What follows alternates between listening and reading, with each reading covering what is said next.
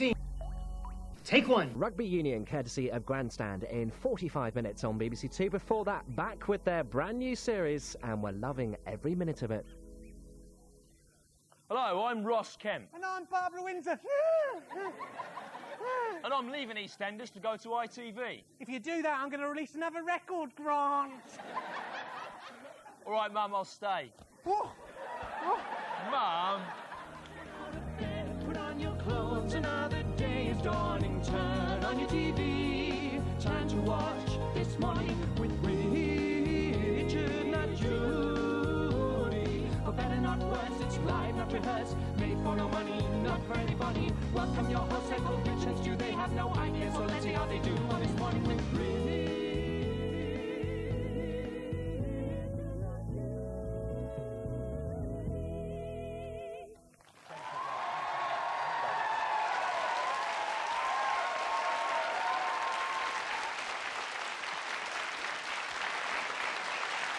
Hello, I'm Stuart Lee. And some people call me the Space Cowboy. No, wait. Do some people call you the Space Cowboy? Yes, they do. No, listen to the question, the words in it. Do some people call you the Space Cowboy? Oh, no, they don't. No. But I'd like it if they did. What, they don't. What do some people call you? Well, some people call me Richard Herring, but most people don't know who I am or think I'm the stupid priest off of Father Ted. Good. You always spoil everything I do. And coming up later in the show. At 12 o'clock, we'll be previewing one of Channel 5's flagship pieces of original new programming, Ground Force, in which Alan Titchmarsh is sent to Kosovo as NATO's official ground force on his own.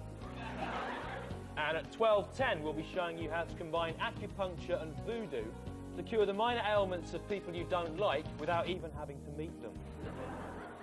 At 12:20, we'll be meeting H from Steps and asking him to calm down, for God's sake. And at 12:29, we'll be looking at a chicken pie similar to the one eaten by Prince William in a London pub this week, and then asking royal correspondent James Whittaker to speculate on how quickly the pie would pass through the prince's digestive tract and out into an Eton school toilet. Well, it's Oscar week, Stu, yeah. and it's, you know, I know how Gwyneth Paltrow felt crying there, actually. Yeah, of course, because you're used to outstaying your welcome, aren't you, as well, Rich? No, because I have won an award, Stu. Yeah, right. Yeah, I have actually won a Games Master Golden Joystick. Yeah. And there it is. That's the real one. That came out of Dominic Diamond's own hands, Stu, that came from. Oh, look, it's lovely, isn't it? Oh, look, it's fallen on the floor. Careful. Oh, no, it's smashed, Rich. Careful, that's the actual one, It's Stu. actually smashed. That's the actual one. You see, oh, it's not... Don't do that. It must have That fallen was on the the real one. You can't do that. floor or something. We could have given that to the poor They don't want it. children. Anyway, will you please welcome Richard Thomas at the piano.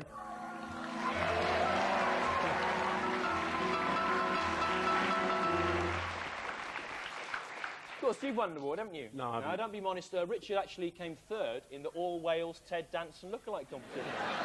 The other two Welsh Dansons were very good, though. They were very good. We're, of course, coming to you from the Riverside Studios in Hammersmith, which is also where they filmed Chris Evans' The TFI Friday. That's right, and there's quite a spooky phenomenon here, as you'll know if you've seen TFI, whereby any TV camera in this building is magnetically attracted towards women's breasts. Look at that there, how that works. Whoa! And down, and in again, there you see. Whoa, and again. he's tricking And him. scientists are already calling that the Chris Evans phenomenon.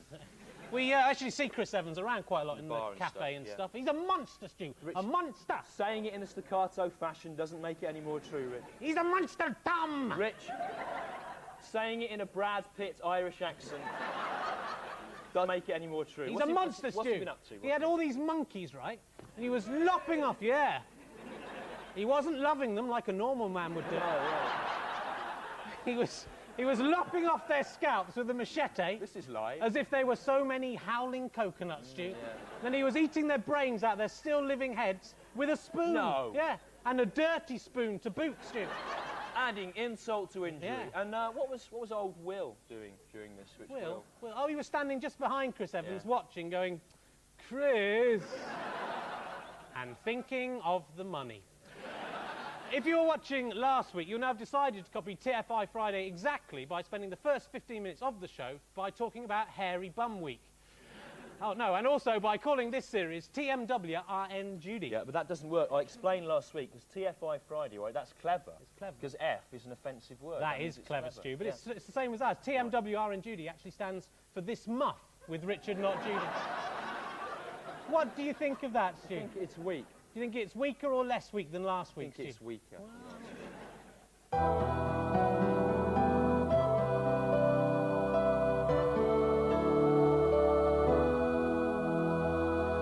The Lord our God is a jealous God, and that is why he had Jesus killed before he became too popular.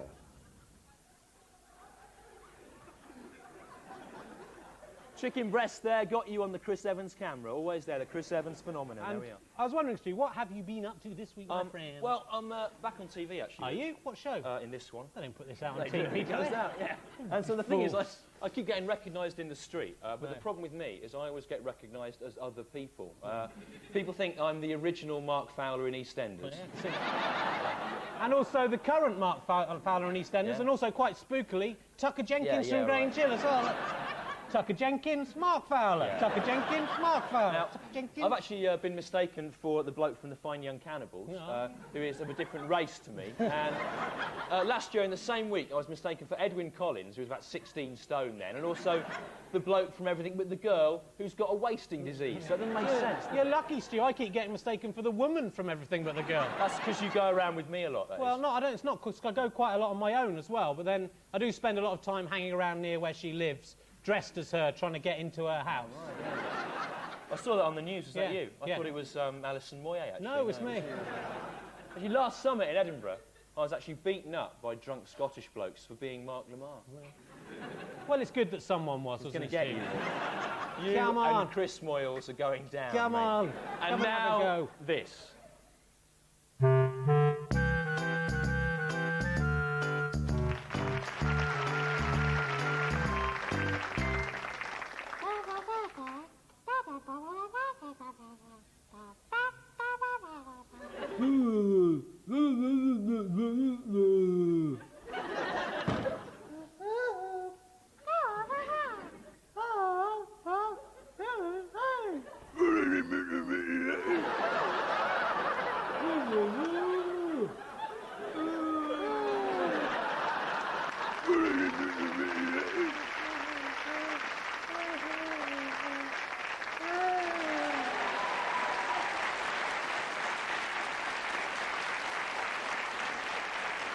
Yay! And we're celebrating quite a landmark here today. Today is actually the 10th edition ever of This Morning of Richard, Not Judy. That is meaningless, because this week actually saw the recording of the 2500th edition of Countdown. Right? Damn, Richard Whiteley, he always spoils everything I do. You know, I actually met Richard Whiteley at a charity gig a couple of weeks ago, and I want to tell you, he is just as funny in real life as he is on TV. What, more or less Exactly the same funniness, Stu. And actually, I came out in the news last year that on Countdown, they actually feed a lot of the people's lines to them through earpieces during the show. And it's disappointing to think that some of Richard Whiteley's hilarious off-the-cuff remarks might not actually be genuinely spontaneous. But we don't do that, do we, Rich? We never do that. Rich, we don't feed things through? No, we don't. No. That'd be awful. And now, this week's aims of things we plan to achieve in the next 7 days. Aim 1 is to ensure that the IRA do not secure the propaganda coup of blowing up the Millennium Dome by sending in a crack squad of Girl Scouts to smash it to pieces with toffee hammers sometime in June. Aim 2 is to stop the pretense that Britain is still a religious country by renaming Easter Sunday Egg Sunday. Egg, you said egg. And then crucifying Mr. Cadbury's parrot. Aim 3 is to prevent the publication of the proposed Braille GQ-style lads magazine so that blind people will be spared experiencing millions of 20-something twig-leg B-list children's TV and Channel 5 Big Breakfast presenter wannabe slags stripping off to reveal their rancid, undernourished, semi-naked training bar, Colonel Sanders' poultry abattoir breasts. Do you have a problem about this? I haven't got a problem, I said. Aim 4 is to kidnap Gwyneth Paltrow and subject her to an ordeal that will really give her something to cry about. A continuous tape loop of her Oscar acceptance speech. And Aim 5 is to create a new TV vehicle for Craig Charles, reflecting his two main interests, mechanical fighting machines and the stripper pubs of South London, to be called Robot Whores. What about old Sharon Davis's bra, Stu? I'd like to touch what's inside there. What are you Hey, saying? what about old Gary Lineker with his ears and his crisps and everything? I've got it. There's been a technical mix-up. Rich is actually being fed these spontaneous, off-the-cuff remarks from They Think It's All Over for Rory McGrath there. Bring on some women so I can molest them. Okay. Come on! Anyway, time now for Angus Deaton's History of Alternative Comedy, where we pay tribute once more to one of those brave men and women of the late 70s comedy scene who were owed so little by so few.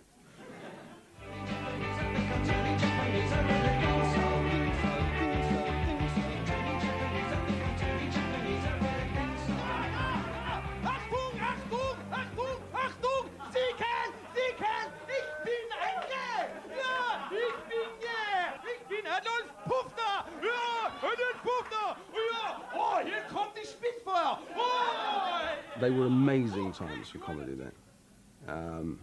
Sieg Heil. I am... No, we're going to get it right. Ich bin gay. Ich bin ein Homosexueller. I am gay. Ich bin gay. Ich bin gay. Ich bin gay. Sieg Heil. I mean, what you've got to realise is that this was 1979, 1980. You know, weird times. I mean, there were a lot of people alive back then who died in the Second World War. And, well, Hitler was a big issue for these guys still a big deal for them. Oh, hey, you want a chicken boy? You want to sit on my feet too, mister?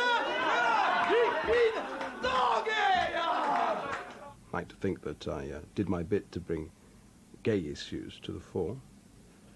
But basically, what I did was to take all these things and roll them up into a tight ball of confrontation, handed it to them and said, there you are. You don't like it, do you?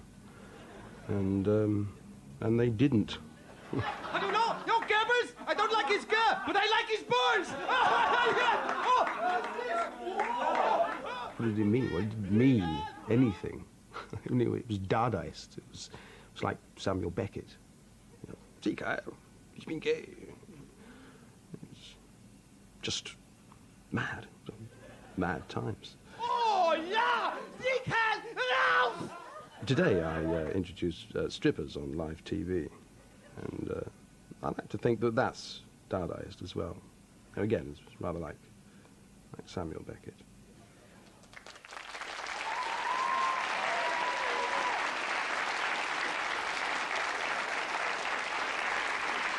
Anyway, it's Sunday, it's 12:03. It's live, that's why we're so rubbish. And it's time to choose the king of the show from the open sewer that is the British public. So to help us serve the king as best we can, please welcome our twin slaves, Trevor and his sister Nathalie. Here they come. Trevor and Nathalie. In honour of the Oscars, they're dressed as generic awards, which in no way infringe the Oscar copyright. And Trevor is handing me an envelope, apparently the joint Oscar for the two men who most resemble Terry Christian from The Word. And a fat Michael J. Fox goes to... What? Leon Herring? What's the meaning of this? How dare you? Is this some kind of a joke, Trevor? No, don't answer that. We can't afford to pay you to speak. Now, Trevor, look, of course, our small-faced boy. You know, Trevor, your face is so small in relation to the size of your head that now it is painted gold. It resembles a tiny and rare Roman coin placed on top of a giant circular rug woven entirely from human hair. Leave him, Stu. He's a child. He doesn't understand. All right, fine. As king of this golden Oscar-winning show, you will literally have a shower of golden things raining down on your astonished face. From this, our golden shower trolley. Golden trolley, it's the trolley full of golden things. Ferrero Rocher there. Oh, Ambassador, you're spoiling us. Ferrero Rocher, of course, the kind of chocolates you would only imagine were luxurious if you had existed for your entire life on a diet consisting only of leaf litter and owl pellets. And the welcome return of the goldest of all gold products, of course, Golden Grahams there. Yeah. Golden Grahams, which sounds not so much like the name of a cereal as the name of a man that disgraced MP Ron Davis might once have met on Clapham Common. Don't diss the Grahams, Stu. Haven't you seen the new advert? Oh, yeah. Golden Grahams deserve respect. No. Golden Grahams deserve to be flushed uneaten down a toilet. That's not such a good advertising slogan, Stu. Actually, I've seen it in that new advert Yeah. where it's like a businessman eating sit Golden Grahams. tight. Yeah, right. He's eating Golden Grahams and he has like a kind of acid trip. It's ridiculous, isn't it, Stu? They couldn't put acid on a commercially available breakfast cereal. No. and we'll be choosing the king of the show after this. Wow, there are peas coming out of my face! Ah. Rich, you're like the woman from Everything But the Girl on acid. Mr. Grimsdale!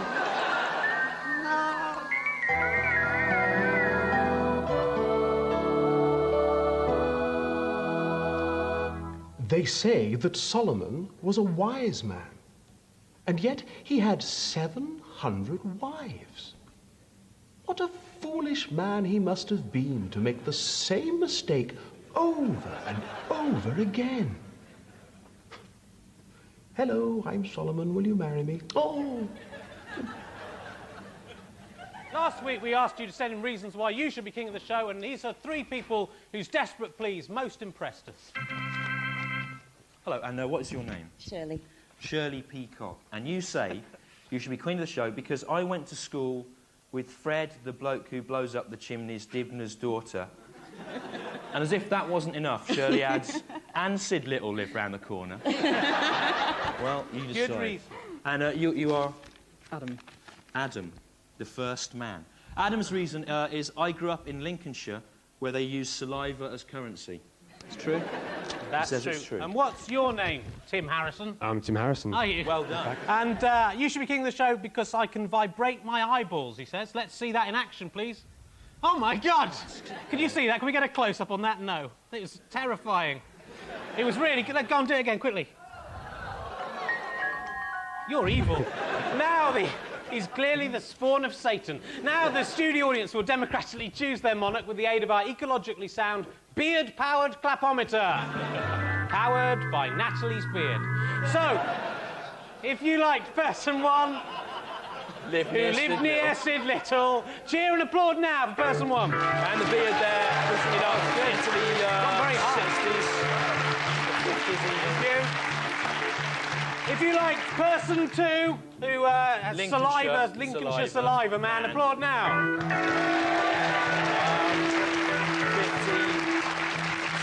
40 on the beard. And if you liked my friend here, who is clearly Satan's child, give me a round of applause now. I think you've won there. Crown the king. Tim Take the thorns Harrison. away. Crown the king.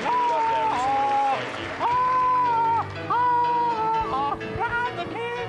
Crown the 16-year-old king. Stay here. Look at his little face. It's almost as if he understands. Well, Mr. Vibrating Eye King, any early pronouncements? I think I've had all current notions of beauty outlawed and have everyone remodel themselves in my satanic image.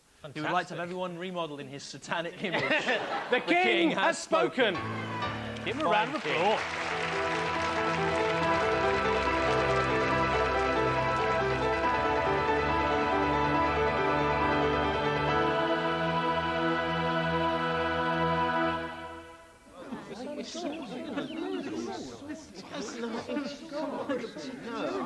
But we have seen the Lord, Thomas. We've seen him. He lives. You're having a laugh, ain't you? No. You are most definitely having a laugh. No, I'm not. Look, unless I see the nail marks in his hands and place my hands in the marks, I shall not believe. People are starting to call you names. They're calling you Doubting Thomas. I find that very hard to believe. Why do you have a problem with this, Thomas? Why shouldn't Jesus rise again? He's the Son of God. He is. You see, I don't believe that he was. You know, I think he was a good man who lived in those times, who did good works, but over the years, things have got exaggerated. But you were there. You saw the things he did.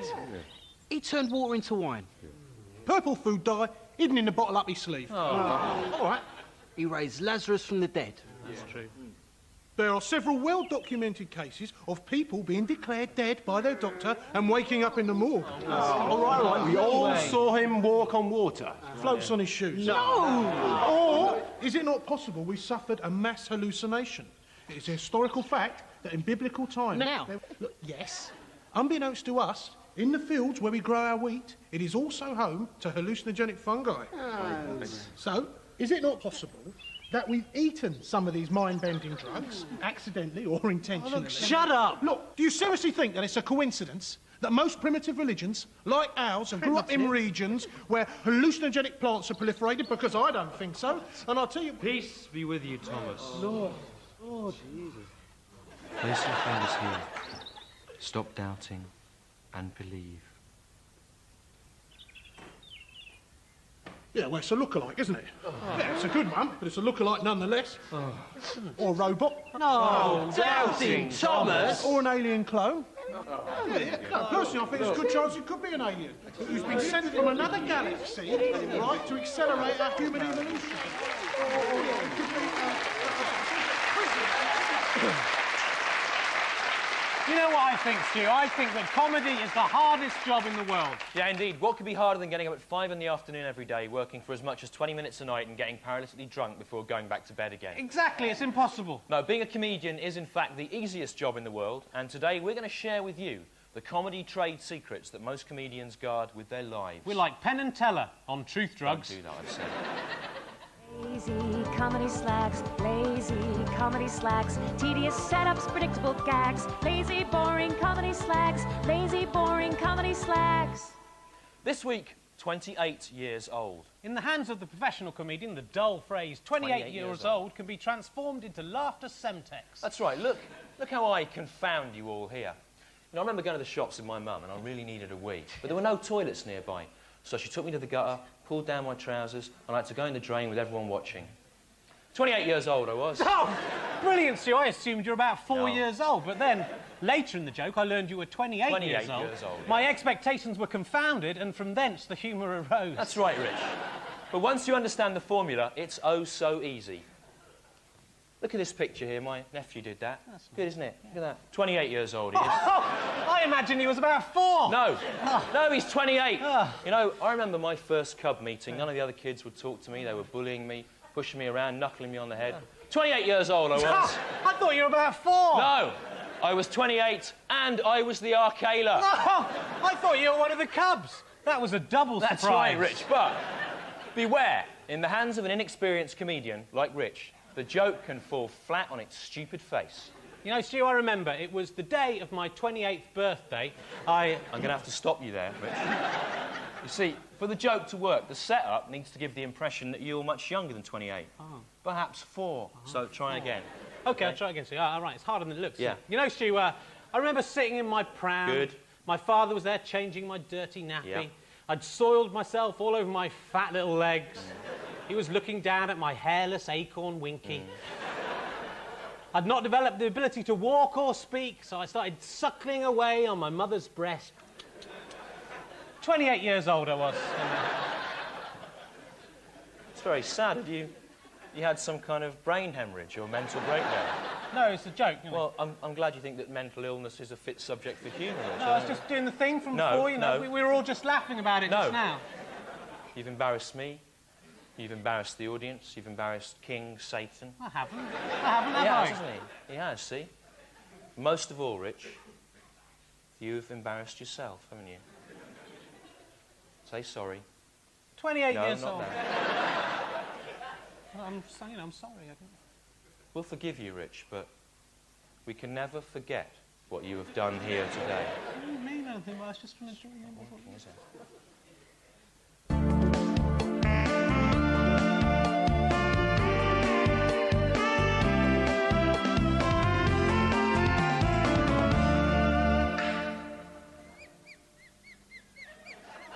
Oh, hello.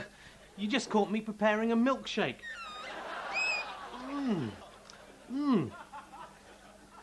Delicious. Don't worry about little Hammy. He likes being milked.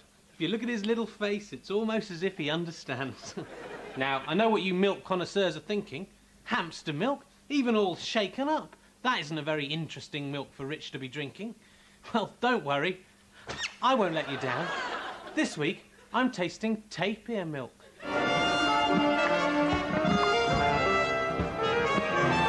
Now, call me old-fashioned, but I think the tapir provides the best milk of any of the odd-toed ungulates. It's certainly a must for people who like their milk on the hoof. But how to get the milk? After all, the tapir's not exactly the kind of animal you have running around the house.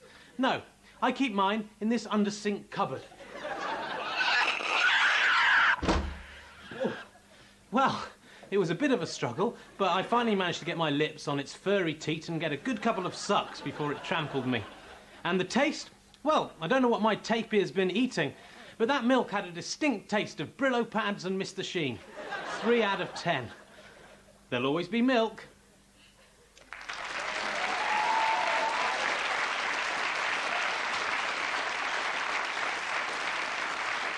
Well, predictably, we had a lot of complaints last week, Rich, about your unnatural interest in animals from various animal lovers. Stu, no one loves animals more than me. Yeah, no that's one.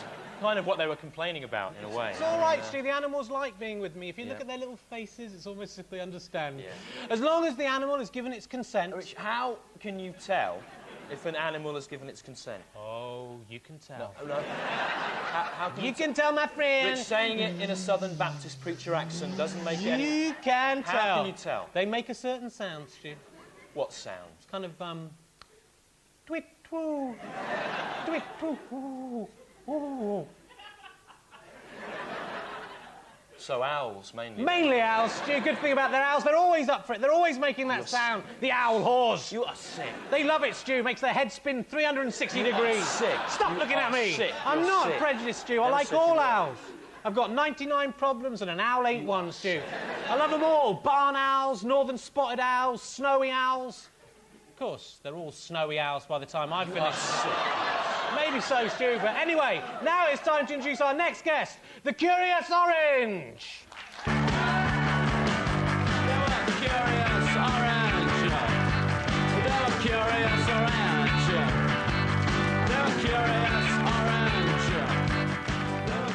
Hello, Mr. Rich. Hello, Mr. Stu. I'm Curious Orange. Yes. And what are you curious about there this week?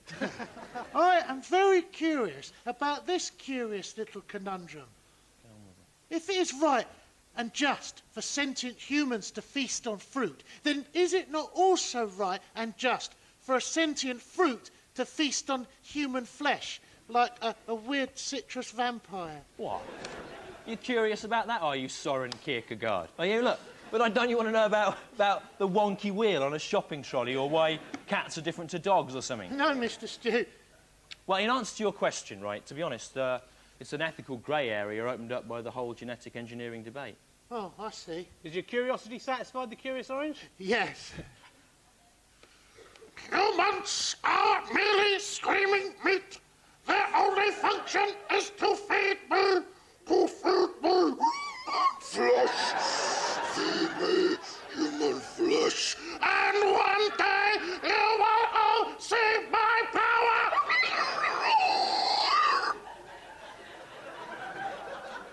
Did you say something? No. Right. Ladies and gentlemen, the Curious Orange. I bit me, Stu. Now, earlier this month, me and Rich, He's going crazy, Stu. we decided to spend all the money we've ever earned on improving famous films by making our own extra final scenes. And here's one we made earlier. Train spotting.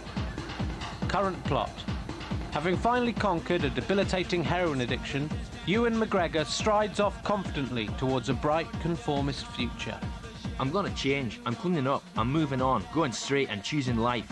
I'm gonna be just like you. The job, the family, the big television, the washing machine, the car, compact disc, mental insurance, mortgage, starter home, leisure wear, luggage, three-piece suit, DIY, game shows, junk food, children, walks in the park, 9 to 5, good at golf, bathing the dog, choice of sweaters, family Christmas, index pension, tax exemption, clearing the gutters, getting by, looking ahead till the day you die.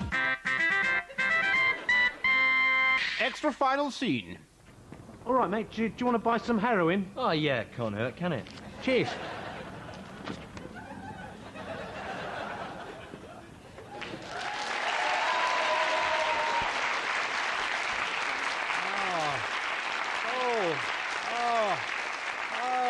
What's the matter with you? I'm tired, Stu. Comedy's the hardest No, job it in the isn't. world. I'll explain, It's Rich. all right for you, Stu. You're whole. Whole? I've only got one lung. One lung, Rich? Yeah. But how? It was all a misunderstanding I had as a child, you know. I lost one of my teeth, put it out for the tooth fairy, got 5p, then I decided to try and increase the stakes. But how did you remove one of your own lungs, Rich? It wasn't easy, Stu. Worth it, though. 7 new pence I got. 7 pence. You realise there isn't even a tooth fairy, so there's hardly likely to be a lung fairy, Well, is there? I know that now, Stu. I'm not stupid. It was just my mum and dad. But as soon as they found the lung under my pillow, they realised what had happened, you know, and they put 7p there. Why? So as not to spoil the magical illusion, Stu. The magical illusion of a lung fairy. That's right, Stu. Wish they hadn't, though. Why? Because 7p was a lot of money in the 70s, Stu. Do you remember the 70s, do you? So the next day, I took out one of my kidneys, left that there, and blow me tight if the next day there wasn't 9p under my pillow. Right, so your mum and dad had done the same thing again? Yeah, because I thought it was the kidney fairy. Well, it wasn't, though, was No, it? you know, I remember the day I realised the kidney fairy didn't exist, Stu. I was sitting there in my room, playing with my train set and my little shorts. My dad came in, he said, hop up on my knees, son, got something to tell you. The kidney fairy doesn't exist. Neither does the lung fairy. What about the tooth fairy, Dad? I said. That must exist. But he sucked on his old briar pipe and shook his head. Nope. None of them fairies exist, son. It was just me and your mum all along, dressed up. Dressed up? In case I woke up. Right. Well, of course, I burst into tears, and there and then I cried for days. My innocence was lost. 28 years old. Don't do that, no! No, damn your eyes. Yeah. Don't applaud that. I wish he'd told me earlier, though, Stu. I wish he'd told you earlier. I wish he'd told me earlier, because just that morning, I tried to find out if there was a testicle fairy. When Sir Isaac Newton invented gravity, an apple fell on his wig-encrusted head, and he was happy. But if an apple fell on my head, I would be unhappy. And if something bigger than an apple fell on my head, say, an anvil or a Shetland pony, I might even be killed. Hi, I'm Greg Evigan, Jake Cardigan in William Shatner's Tech War. Come with me now and observe what can happen when things get knocked over, or spill, or fall out of cupboards. This week, Sherry. Well, Margaret had popped out to pick up her sprog and his old man's. And I was in on my own, having a few sherries, watching I Think It's All Over. David Gower. Anyway, I stood up to go for a wee, and I trod on one of the kids' Ninja Action Men turtle things, you know.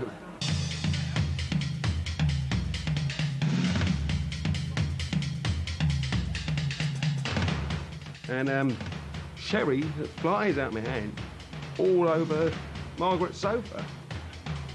Well, I had to clear that up in double quick time, otherwise, you know, he's straight to bed for me and no nookie. I was letting that. But, you know, Margaret still doesn't know to this day. I never told her. You know. I think it's best not to tell women everything. Apparently, they show them some of the questions before the programme when they think it's all over. They were saying, you know, take some of the magic out of it for me. Well, Carl Burnley's new girlfriend's slightly stained sofa bears a terrible mute witness to the obscene force of chaos so carelessly unleashed by Sir Isaac Newton. Gravity. And I hope the ancient scientist is pleased with the wretched monstrosity his knowledge and curiosity sired. From henceforth, there is always the terrible danger that things might get knocked over, spill, or fall out of cupboards. I'm Greg Evigan. Goodbye. I made this.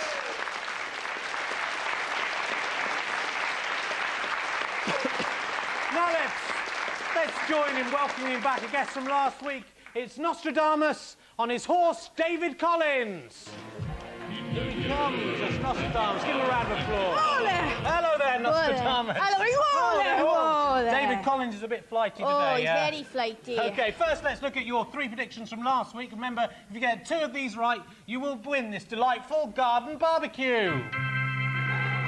Oh, brilliant. Can I have the fence and all? No, you can't. No, sorry. Oh. Now, let's have a look at the board. If you come around, here's your mark. Brilliant. Now, let's have a look at the board. Now, last week, you predicted that an Irish band beginning with B would be in at number 1. Are you nervous? No, no. OK.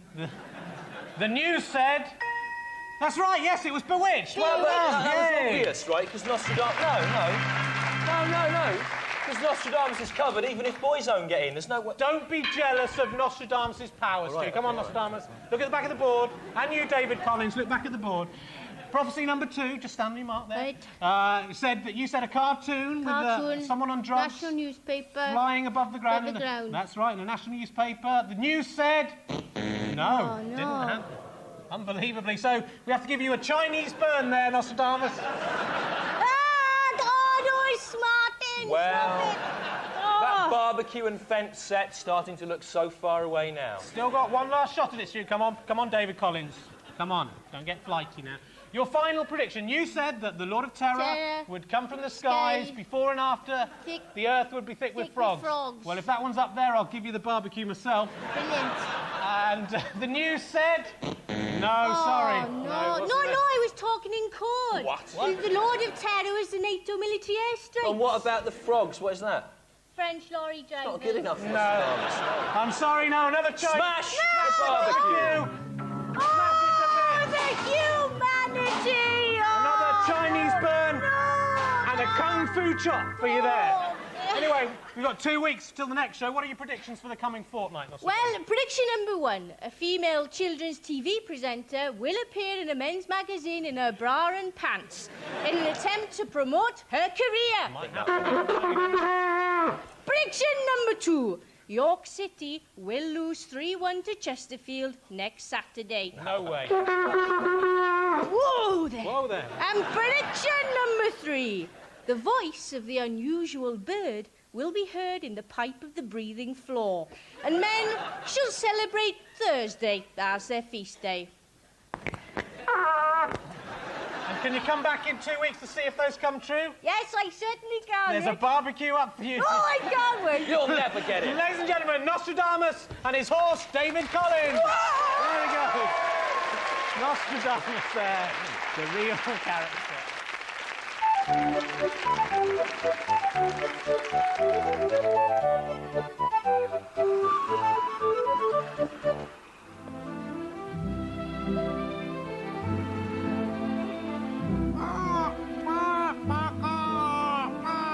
Oh, hello, me hearties. Welcome to Treasure Island.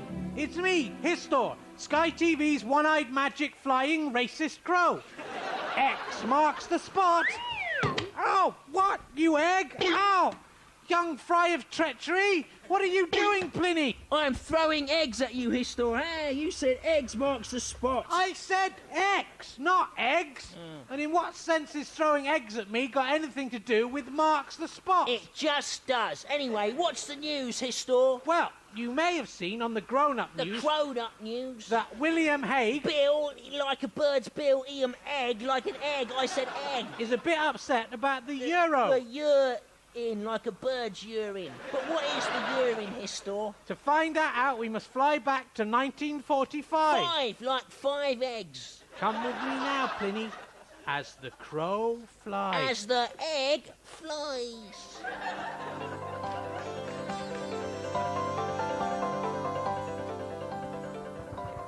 Where are we now, Histor? We are in Nazi Germany.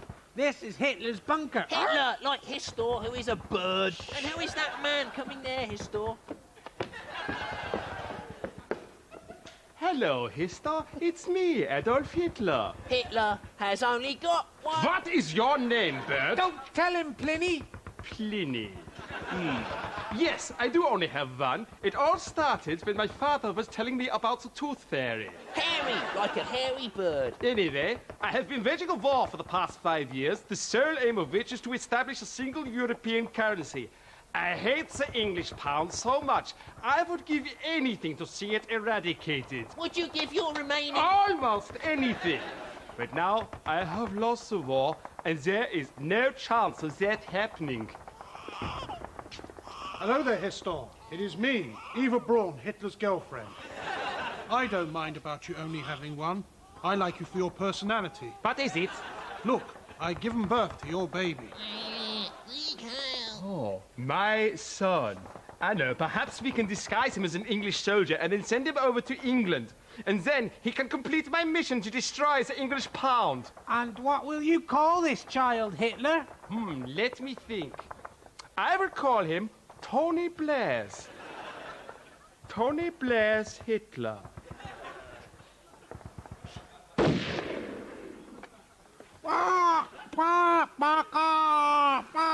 So, you see, Tony Blair's is Hitler's offspring. Earth, wing, earth, like the French for egg, wing like a bird's wing. Whilst not advocating his murder... wing like a bird's wing. I don't think there's a court in the land who would convict anyone for ridding... Red wing like a bird's wing. ...the world of the spawn of Hitler. Now, according to my map, this is just about where the X should be. Look, Histor, where the X is on your map, it is some eggs. I was right. Eggs do mark the spot. And they're hatching like an egg hatching. Oh no, those are dinosaur eggs! Yeah, dinosaurs, the evolutionary ancestors of birds, like a bird. Run for your lives! Goodbye, children! Good egg. Goodbye!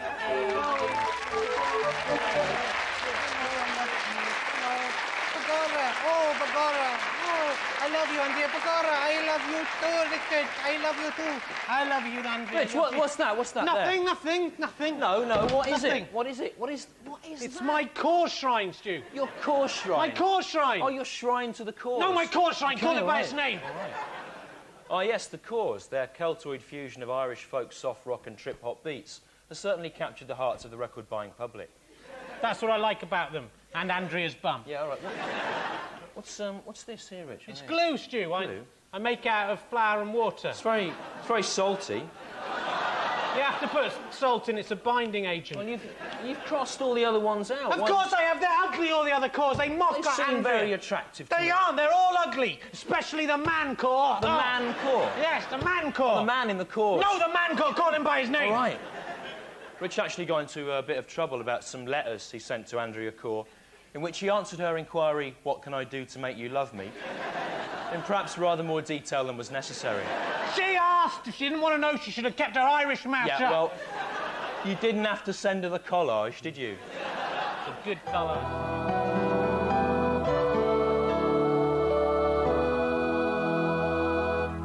A man arrived at my door the other day and said, "Would you like to make a donation?" "My poor fool," I said. "I have already made a donation, my soul to Jesus."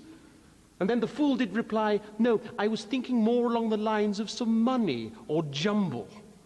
And thus does the fool prize jumble above my holy soul."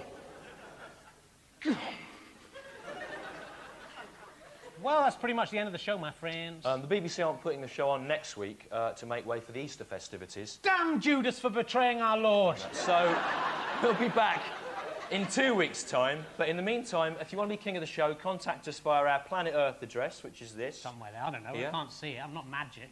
Or you can email us at TMWRNJ@leeandherring.com. Or you can visit Dungeon Master Rob Sedgebeer's website about the show via this link. Apparently here. that's down at the moment. We'll be back tomorrow. What's that unearthly noise, Stu? What's going on?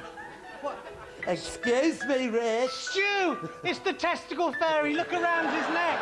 It's him. I knew he was Rich, alive. it's just your dad dressed up. No, it isn't. No, Rich, I heard you talking about me, and I realised I never paid you for what I took from you. So, here's a cheque for 15 new pence. Oh, thank you, TF. That's great. I knew you were real. I knew it. Of course, Rich. As long as you believe in me, I do exist. You wouldn't fancy giving me the other one? I can get you 20p at 19.99 prices. I don't know. Go on, it's not like you ever use it, is it? It's no Well, I'll think about it. Don't worry, kids. Fairies do exist, as you will see now in my fairy display. Bye. Goodbye. Goodbye. Hooray, look, come on, Stu. Put on the fairy costume, Stu. Come on, you've got to look beautiful. Hold your thing. There we go. La la la, la la la la.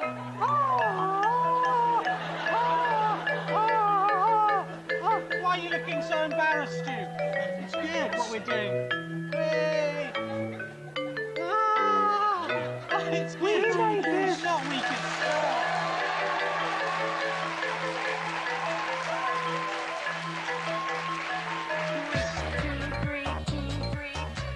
Keeping fit.